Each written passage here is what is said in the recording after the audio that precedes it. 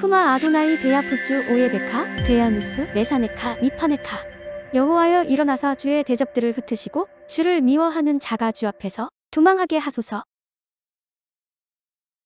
샬롬, 생각하는 성경 홀리함입니다. 오늘의 말씀은 스불론과 이사갈 그리고 갓 지파에 대한 축복입니다. 참고로 제가 계속 지파라는 단어를 사용하지만 제가 사용하는 지파가 혈통적인 지파를 의미하는 것이 아닙니다. 오히려 공동체라는 단어가 더 적합한데 우리들이 쉽게 표현하기 위해 지파라는 단어를 사용했을 뿐이라는 것을 이해해 주시길 바랍니다. 조금 더 정확하게 표현하자면 사명을 감당하는 공동체라는 의미로 천연왕국 이전의 스불론의 사명과 이사갈의 사명, 갓의 사명 등을 감당하는 공동체에게 부어지는 축복에 대한 말씀드립니다. 또는 마지막 때에 일어나는 시대적 상황이라고도 이해할 수 있는데 지금까지 설명했던 루벤과 유다, 레위와 베냐민과 요셉의 축복 같은 상황들이 마지막 때에 있을 것이라고도 해석할 수 있습니다. 암튼 제가 설명하고 있는 내용들을 굳이 혈통적으로 해석하여 레위의 혈통 모두에게 레위의 축복이 벌어지고 요셉의 혈통 모두에게 요셉의 축복이 벌어진다는 형태의 혈통적인 해석을 하지 않으시길 권해드립니다. 오늘의 말씀도 동일합니다. 18절을 보면 스불론은 밖으로 나감을 기뻐하고 이사갈은 장막에 있음을 즐거워라고 기록되어 있는데 이것을 혈통적으로 해석하여 모든 스불론 지파는 밖으로 나가야 하고 모든 이사갈 지파는 장막에 머물러 있어야 한다고 해석하지 않으셨으면 좋겠습니다.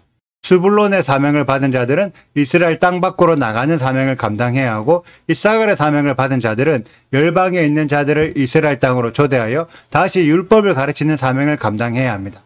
이는 마치 전도자와 교사의 사명과도 비슷한데 전도자들은 교회 밖으로 나가 불신자들에게 예수와의 이름을 전파한다면 교사들은 전도되어 교회 안으로 들어오는 자들에게 예수와가 어떤 분인지 세세하게 가르치는 역할을 합니다.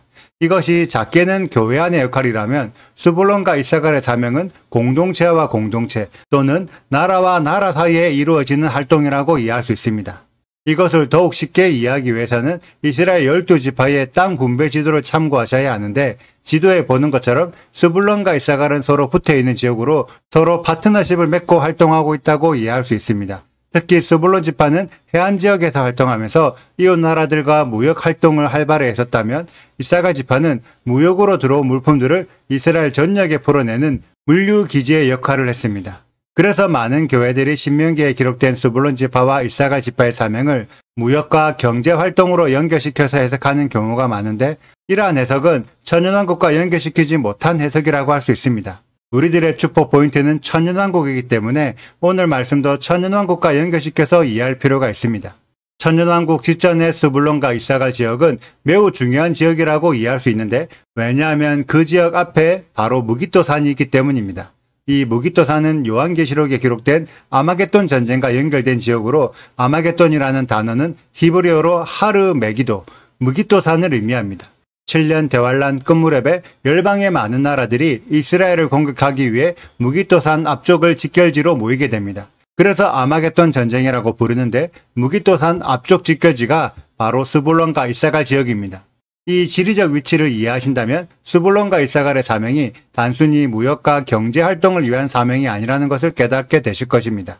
아마겟돈 전쟁 때 수많은 이방 나라들이 이스라엘을 미워하고 이스라엘을 멸망시키기 위해 공격할 텐데 그것을 막기 위해 이스라엘의 동맹 국가들을 만들어 불러 모으는 것이 스불론의 사명이며 이스라엘을 대적하는 국가들의 마음을 되돌려 오히려 그들에게 율법을 가르치는 것이 이사갈의 사명입니다.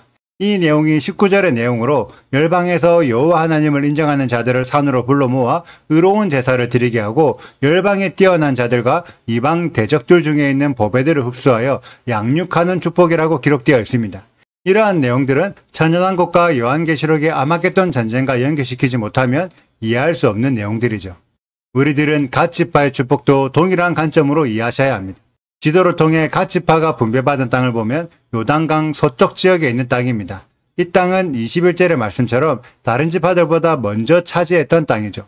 그러면서 하나님은 먼저 차지했던 갓 지파의 땅을 광대하게 하시며 찬송을 불러라고 요구하십니다.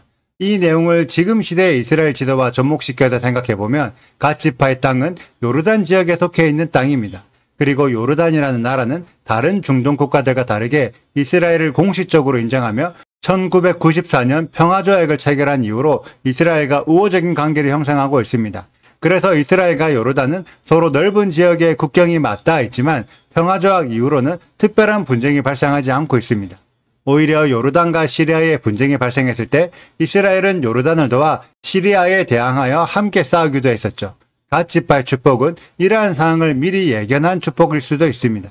물론 지금 당장 요르단의 모든 사람들이 이슬람을 버리고 토라를 준행하고 있는 것은 아니지만 만약 중동 지역의 토라가 부흥한다면 요르단 지역에서 부흥할 확률이 매우 높습니다. 그리고 정식 국가를 형성하고 있진 않지만 일종의 이슬람 분파라고 할 수 있는 두루즈인들도 이스라엘과 우호적인 관계를 형성하고 있습니다. 이들은 시리아와 레바논 지역에 많이 살고 있으며 요르단과 이스라엘에도 널리 분포되어 있는데 특히 이스라엘 안에 살고 있는 두루즈인의 경우에는 이스라엘의 군복무를 함께 할 정도로 우호적인 관계를 형성하고 있죠.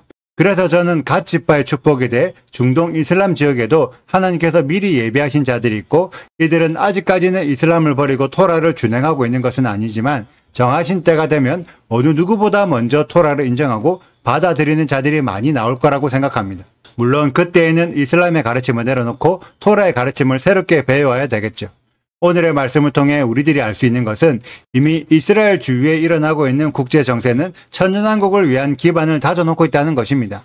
우리들이 아직까지 천년왕국을 준비하지 못하고 있을 뿐 하나님의 시간표는 꾸준히 천년왕국을 향해 달려가고 있습니다. 지금이라도 하나님의 시간을 이해하여 함께 천년왕국을 향해 달려가는 우리 홀리아미 가족들이 되시길 축복합니다.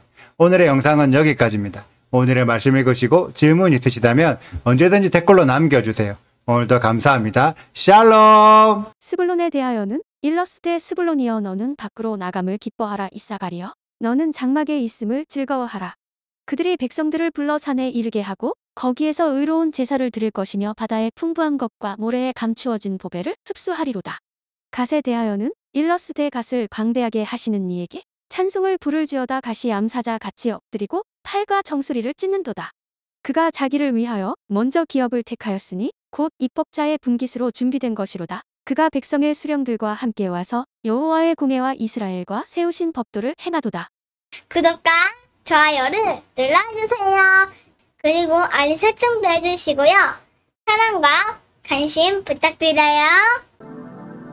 슈바 아도나이 리베보트 할레페 이스라엘 여호와여 이스라엘 천만인에게로 돌아오소서.